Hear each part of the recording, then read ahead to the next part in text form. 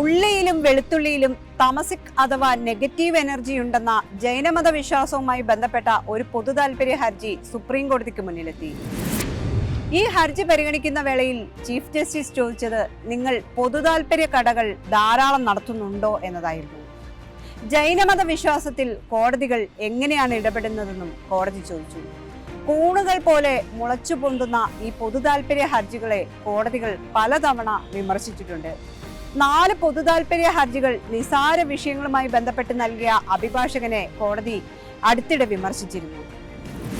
എന്താണ് പൊതുതാൽപര്യ ഹർജികളുടെ പ്രസക്തി? അതാണിന്ന് കോഡ് പരിശോധിക്കുന്നത്.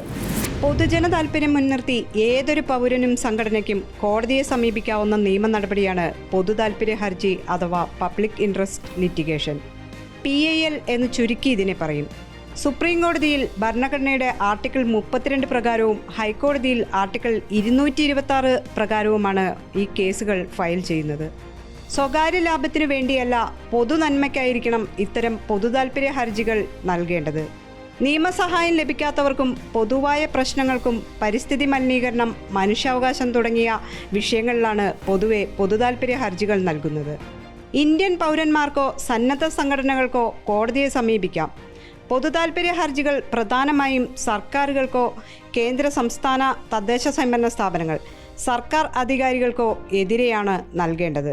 പൊതുതാൽപര്യ ഹർജികൾ ഒരിക്കലും വ്യക്തിപരമായ താൽപ്പര്യങ്ങൾക്ക് പാടില്ല. പൊതുനന്മ മാത്രമായിരിക്കണം ലക്ഷ്യമെന്ന് കോടതികൾ പലതവണ ആവർത്തിച്ചിട്ടുണ്ട്. നിയമപരമായ പരിരക്ഷ ലഭിക്കാത്ത വിഷയങ്ങളിൽ കോടതിയുടെ ഇടപെടൽ ആവശ്യപ്പെടുന്ന സംവിധാനം കൂടിയാണ് പൊതുതാൽപര്യ ഹർജികൾ. പബ്ലിക് ഇൻട്രസ്റ്റ് ലിറ്റിഗേഷൻ പലപ്പോഴും പബ്ലിസിറ്റി ഇൻട്രസ്റ്റ് ലിറ്റിഗേഷനായി മാറാറുണ്ട്. ഇത് പലതവണ കോടതികൾ വിലക്കിയിട്ടുണ്ട്. പലപ്പോഴും ശിക്ഷ വിധിച്ചിട്ടുണ്ട്, പിഴ ചുമത്തിയിട്ടുണ്ട്. ശല്യക്കാരായ വ്യവഹാരികളായി ഇത്തരം പൊതുതാൽപര്യ ഹർജിക്കാരെ കണക്കാക്കിയിട്ടുമുണ്ട്. ഈ അടുത്തിടെയും കോടതി ശബരിമല വിഷയവും പരിഗണിക്കുമ്പോൾ ഇത്തരത്തിലുള്ള പരാമർശം നടത്തി.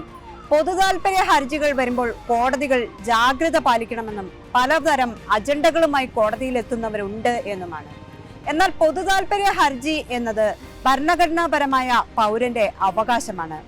അതൊരു സാമൂഹിക നന്മയായി കണക്കാക്കേണ്ട ഒന്നുമാണ്.